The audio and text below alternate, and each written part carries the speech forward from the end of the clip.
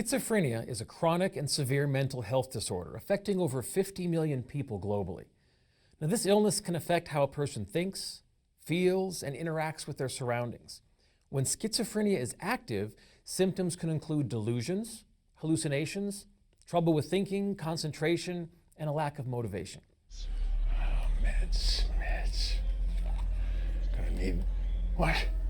Oh, meds, not again.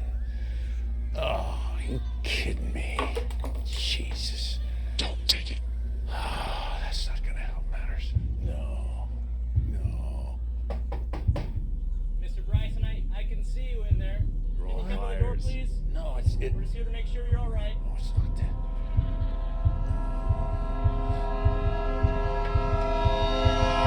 You, Mr. Bryson? Yeah. What? Hi, I'm Melissa with the Department of Health and Welfare. Well, Have you taken your I meds don't- today, Mr. Bryson? meds Mr. are Bryson. gone. I didn't Mr. I didn't know. Bryson. They're not, it's just, he's not real, I'm telling you. Sit down. Trained mental health crisis teams approach situations with understanding and empathy. Avoid direct, continuous eye contact. Avoid touching the person.